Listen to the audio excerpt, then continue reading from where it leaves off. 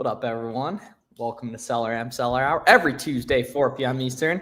By far the best Amazon live stream that happens every Tuesday, 4 p.m. Eastern, and it's not even close. By the way, it's legitimately not even close. There's hordes of them. There's thousands. Yeah. There's thousands of Amazon-centric live Q&As starting at 4 p.m. Eastern on Tuesdays. That's a fact.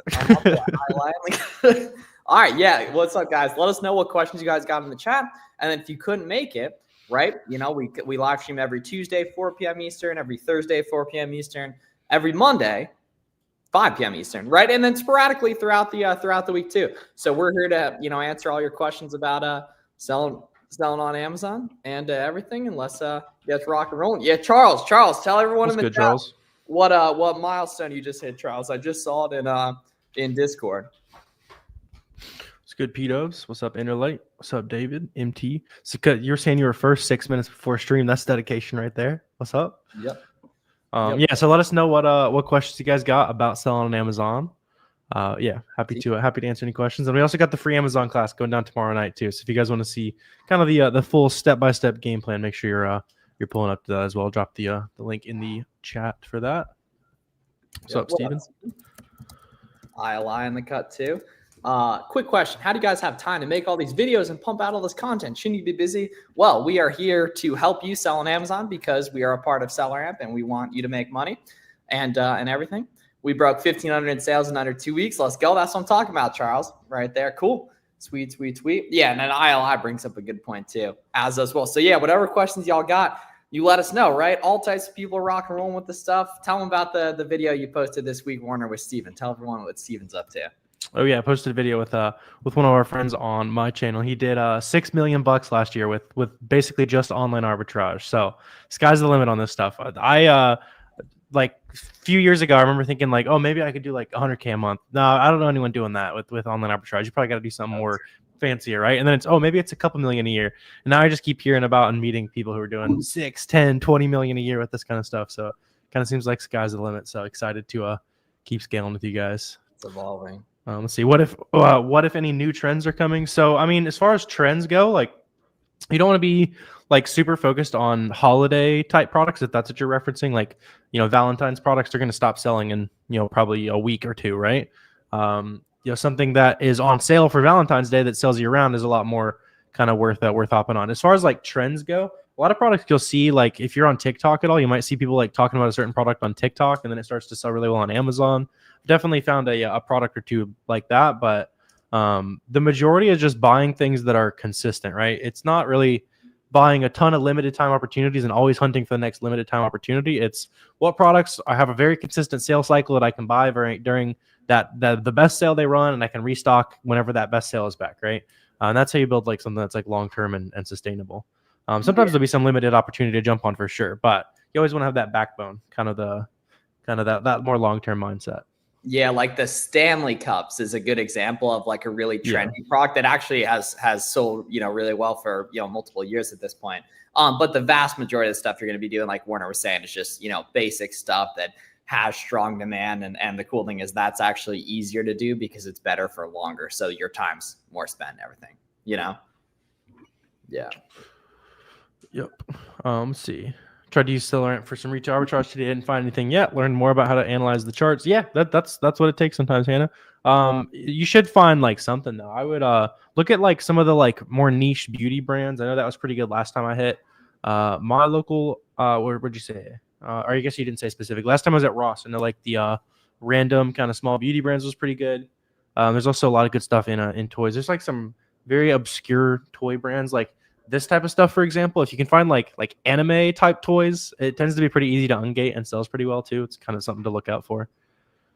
Yep. Should I hop on a listing if the brand is selling it, but there are other sellers in listing and the brand is sharing the buy box? That's up to you. It's definitely on the riskier side relative to, you know, listings where the brand has never been on it.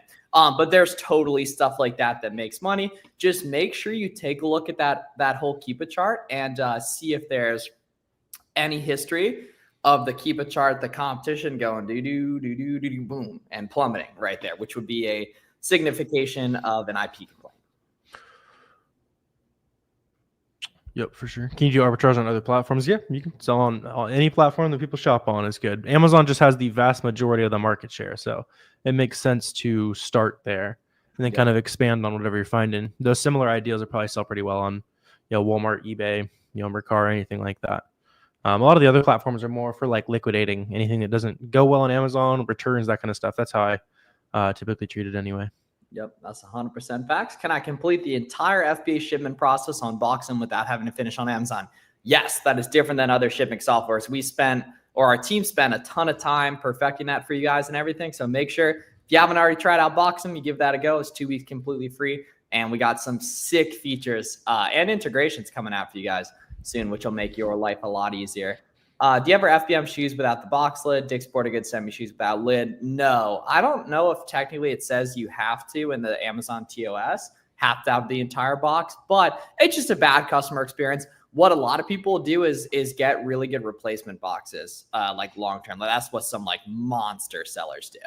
Yeah, there's like replacement boxes that have a little like message on the top too. You're talking about like sustainability or something like that, so people are a little more chill with it as well. It's like a few bucks a box, so just kind of bake that into your margins, especially if you're like, you'll see a lot of that at like Marshalls or like outlet stores, that kind of thing, where the prices are really low, and you can just bake that in and people are fine with the brown boxes. A lot of times when you get like removals back from Amazon, the Amazon had already put your stuff in a brown box. So like it's kind of just Amazon customers are used to it. Let's see. You scan 500 products, reverse sourcing with 0 profitable items. Is that normal starting out? Yeah, you're missing something, I would say. So spend the 10-15 minutes beforehand to figure out what is cheap today, what big websites have a good sale going that I know I can apply to Ungate with the invoice that I get for a profitable item, and then specifically look at the sellers who are selling that. Yeah, it's more about kind of where's the opportunity, and then who has already found products in that opportunity, rather than just like randomly opening up storefronts. And then you're probably also not leveraging enough like discounts. It's kind of like each website will have a specific way to make products as cheap as possible, right? So like Walmart, for example, is probably just like discounted gift cards and sales tax exempt permit, right? Other websites, it might be a sale that's going on during a certain time of year and a coupon that you can stack on top of that. And it's only there for a couple days, and it's there, every month, something like that. And that's kind of where you can kind of take it to the next level. Yeah, that's a very, very good point that you bring up, because that is very normal for beginners, right? And so BookBiz, it's not that you didn't find any profitable items, you just didn't make any profitable items. And that like an item isn't profitable or not profitable, it's just an item, and it's on you to make it profitable, right? And so, for example, us three could go in and all source the same storefront, and Warner would find some items, I'd find some of that same items and probably find different ones. I also wouldn't find some items Warner would find, because we have different knowledge of different websites and their discounts, right? So you just have to learn the 1 or 2 tips or tricks that create the margin on that website. And the cool thing is, this is actually pretty easy, or you only have to learn it once for each website. So for example, like Gap Factory, right? BookBiz, if you go and search Gap on Amazon and look at Gap hoodies, you're going to find nothing profitable if you're not using discounted gift cards and the 20% sign-up code, right? You're going to find nothing on Walmart if you're not using your tax-exempt permit and discounted gift cards, or at least you're not going to find much, right? But once you figure that out, life gets really easy. So what I like to do, right, and especially do this with my coaching guys, is we go and we tally up the discounts as we find them, and then eventually you memorize them. For example, Yankee Candle, there's a 20% sign-up code in the bottom left of the screen that pops up. That's the discount for Yankee Candle, right? And so you use storefront stalking to find listings that move well, and then you Google those listings and you see what websites carry them, and then you implement the different discounts, and you literally go through a checklist. Does this website take tax exempt? Is there an email or text sign-up coupon? Is there any coupon that shows on Capital One Shopping or Coupon Birds? Is Valentine's Day next week, and there's probably going to be some deals that turn on? Or are those Valentine's Day deals already on, right? And so you just pick up on that over time, and that's how you create profitable stuff. And that, if you're not implementing those discounts, it's totally normal to find nothing that's good, unless you get lucky. But if you are saying, hey, what discounts are available on these websites, then you're going to have significantly higher of an influx of hit rate in terms of making stuff good. Watch some of Warner's live source stuff, watch some of my live source stuff, and you'll see in real time, BookBiz, that we're very rarely finding stuff that's beautifully profitable. Now, sometimes, right, when you're handsome, it's easy to find those, profitable SKUs and everything, right? But it's more so making them good. It's more so making them good. For sure. What kind of products should you be looking for at a retail store like grocery outlet? Just like usually brands you've seen before as far as like outlet stores, especially in the grocery category. And then also look for multi-packs. So scan the UPC, and then maybe there's nothing on the UPC, but that specific ASIN sells super fast.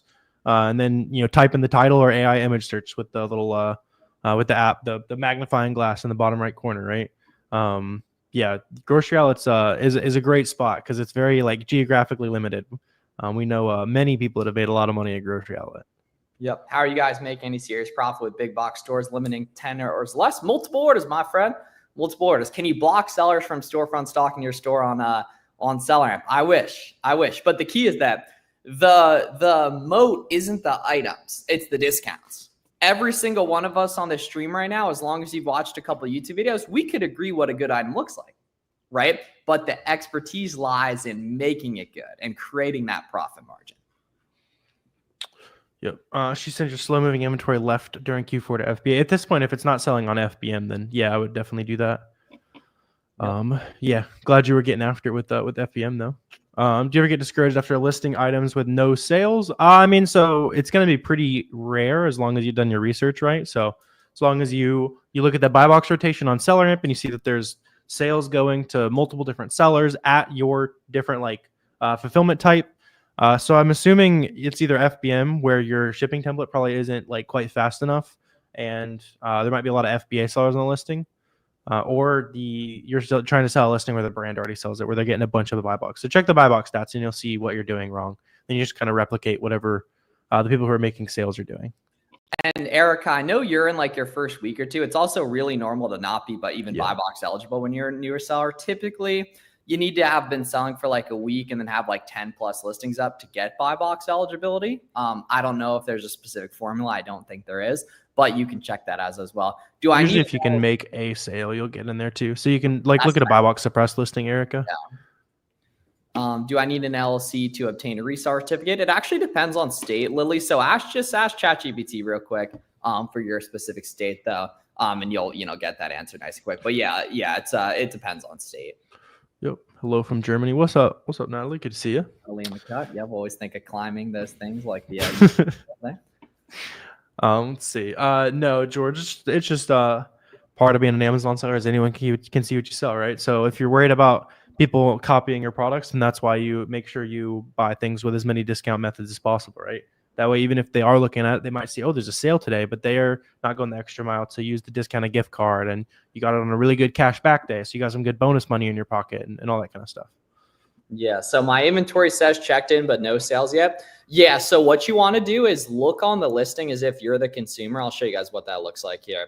So look on the listing as if you were the consumer and go down here and see if you're in the buy box here, right?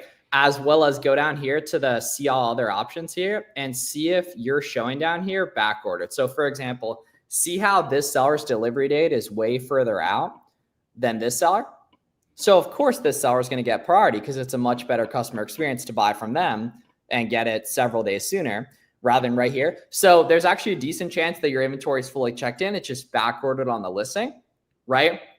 And so no wonder you're not getting sales. You just got to be patient, and that inventory is going to fully check in, and then it's going to show nice and beautifully prime available here with delivery dates like February 7th FBA right there, if that makes sense. That's really, really important. So where a lot of people go wrong is they'll just list at the lowest price, which is not correct, and say, the buy box here at 32 and this seller's here at 31. But if this seller was back ordered and wasn't, delivery date was February 20th, that's not even a price competitive seller. So therefore you shouldn't be priced off that. And that's why it's so important, to be looking at the charts and seeing where the buy box is actually going on this listing here, right? Because we can see very consistently the buy box is going above that lowest there, right? Above that lowest FBM, lowest FBA, right? And that's due to sellers being back ordered right there.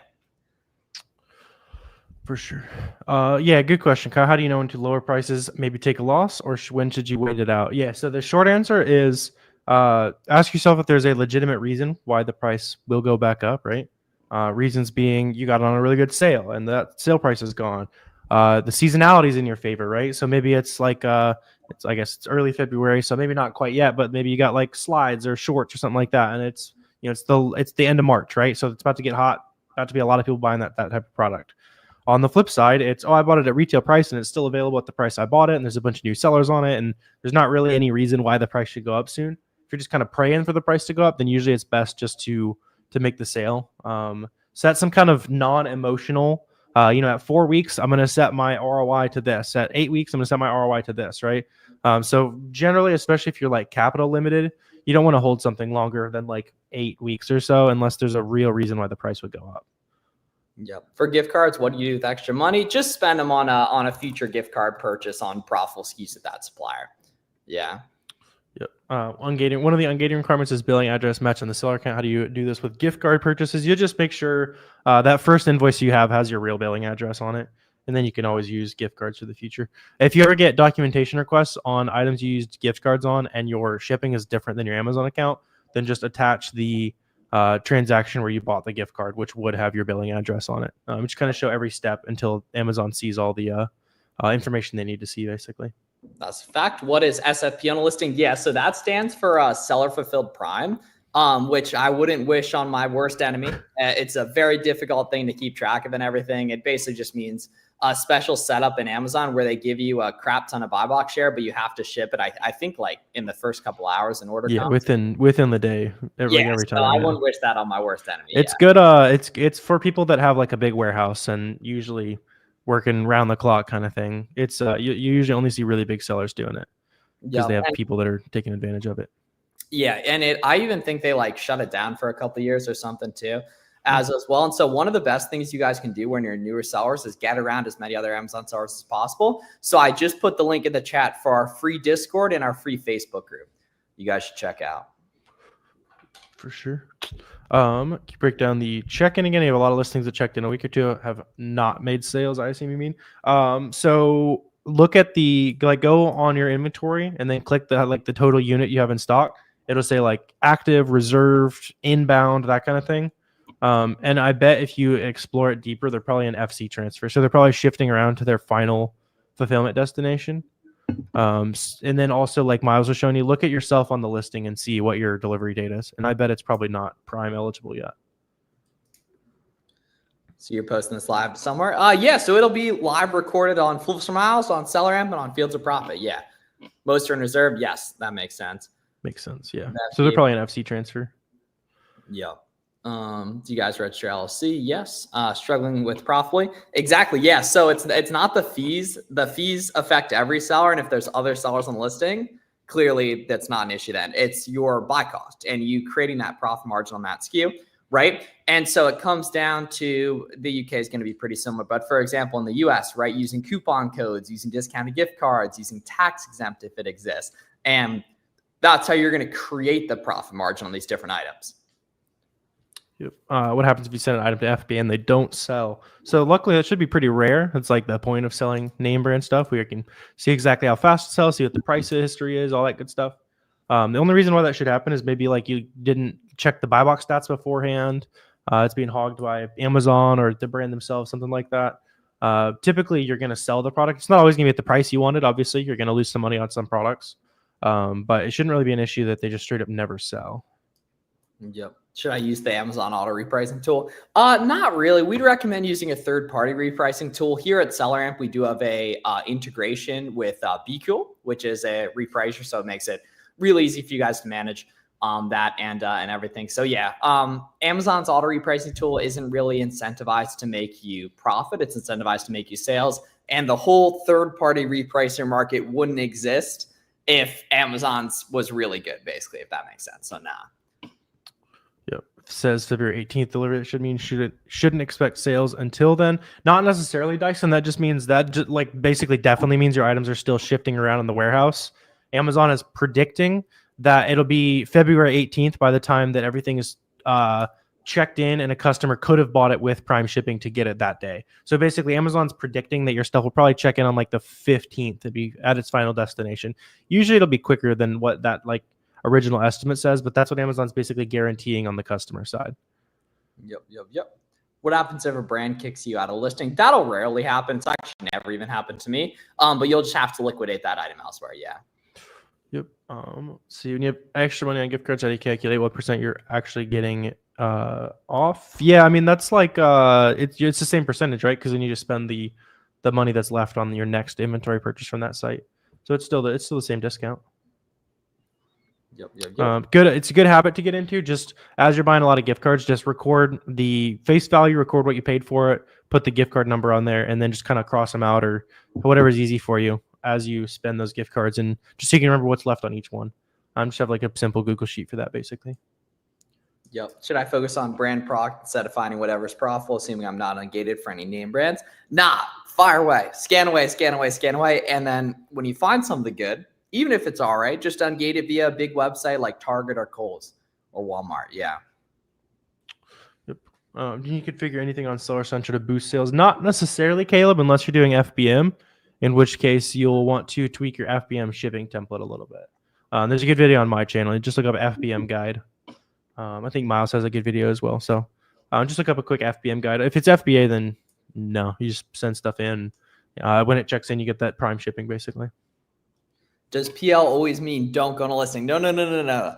Private label only means suspected private label, which just means it's low competition, right? So what you need to do is scroll down on SellerAmp and then take a look on the listing to see if the sellers or the seller or sellers, right, on the listing is the brand or not. And if it's not the brand, then that's just a low competition listing. So that's like a big pro tip for beginners is don't automatically avoid no sales rank listings. Don't automatically avoid no buy box listings. Don't automatically avoid private label or suspected private label listings, right?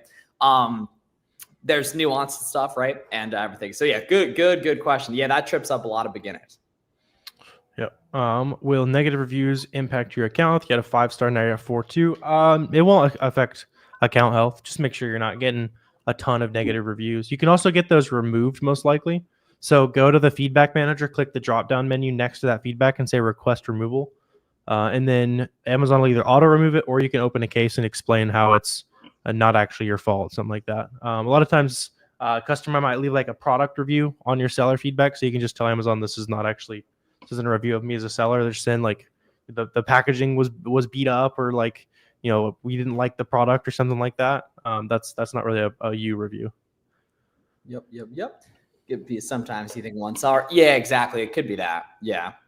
Just join. What's up? What's up, Ghost? That has the brand or Amazon selling it. How much buy box? Ooh, okay. Yeah. So it's very relative to volume, and that like the more volume something has, the less buy box share the brand or Amazon could be giving up.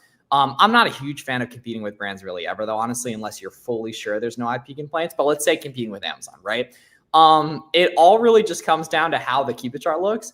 In that if you can see, if you want a hard number, let's call it 20% or more of the buy box share going to third-party sellers and the offer count, that bottom Keep It chart's nice and moving along there. Safe to say it's probably something you want to consider going after. But if it's very blocky and there's not much action going to third-party sellers, you can see it's like Amazon in the buy box the whole time, probably something you want to avoid. Yep. Does Amazon provide a location for the warehouse, where to ship your inventory? Yeah, Louise. So when you make your shipments, you'll just kind of plug in what products you want to send. And then as you go through the shipment creation process, Boxem will show you which destination to ship to. Basically, you get 3 different options as well. So you can see like what the cheapest one is. Print out all your labels, that kind of stuff. Yeah. Just look up just go to the Boxem channel, just look up shipment guide. Watch any of the recent shipment videos Miles or I made as well. I'm going to kind of walk you through the process. The first shipment might feel a little bit complicated just because it's something brand new, but it should be pretty easy to walk through. How accurate is the profit calculator? I've noticed there's a difference in comparison to calculator on Amazon Seller Central. Yeah, so the key is SellerAmp is actually more accurate because SellerAmp is taking into account your sales tax and your inbound shipping to Amazon. So what SellerAmp does is you have those on in settings, and then it's going to count that in the profit calculator. So even though the profit's going to look slightly lower, it's actually fully accurate relative to what it'll actually be based on normal estimated shipping costs, if that makes sense. Help with FBM shipping templates for sure. Charge $0 for free and economy orders, and then charge like something along the lines of like $30 plus $1 per pound for next day, 2-day, and expedited orders. Right there. Yeah. Yep. Is it better to FBM bigger or heavier items? Typically it's better to FBA heavy stuff from what I've seen. Really light or really heavy stuff. Really light and cheap, I guess I should say. Really heavy stuff generally better FBA, but there's still plenty of opportunity.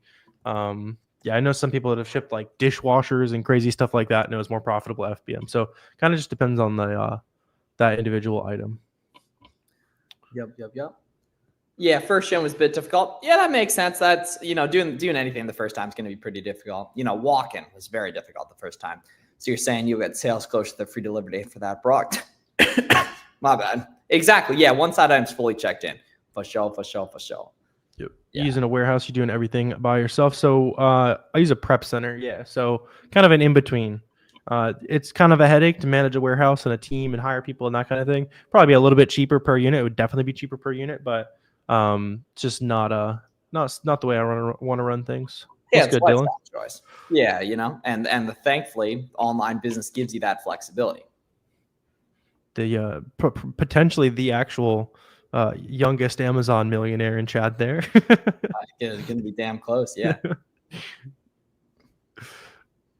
DBA. So yeah, Brown Boy Creator, you probably want to talk to Amazon or some sort of tax professional about that. But as long as your LLC name or your name is on there, you'll be good to go in respect to like ungating and stuff like that. On your Amazon account, there'll be like a your name section and like the business name, which if you're a sole proprietor will be your name, and if you're a business would be the business name for a business name and everything. But if we're obviously not qualified to talk about anything along those lines kind of further and all that. So potentially ask Amazon. Got 4 items currently. I think UPS lost one of your products. Yeah, you can file a claim. Yeah, that is unfortunate, but yeah, can you compete with seller fulfilled Prime sellers? As an FBA seller, yeah, but they're gonna have seller fulfilled Prime, right? So they have Prime shipping. So if you're FBM, you'll probably lose if every other factor is equal. Yep.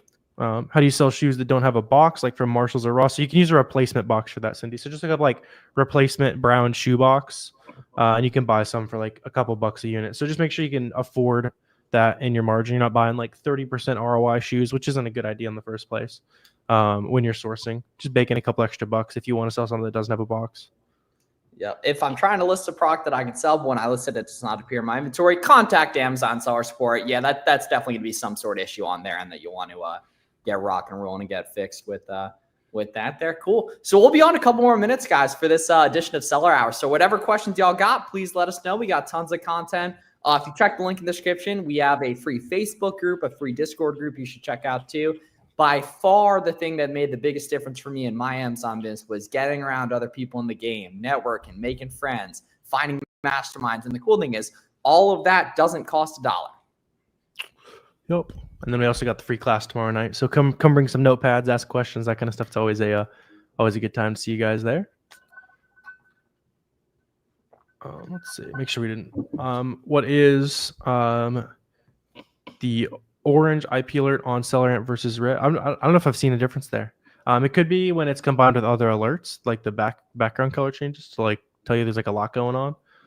Yeah, IP alert on SellerAmp is just going to be letting you know that brand, at least on some listings, has kicked people off in the past. Now it's not every listing is different. So some brands, they might heavily police some listings and they never even care about the listing you're looking at. So just look at the new seller count, see if a lot of people are getting kicked off or if there's never really been any history of it.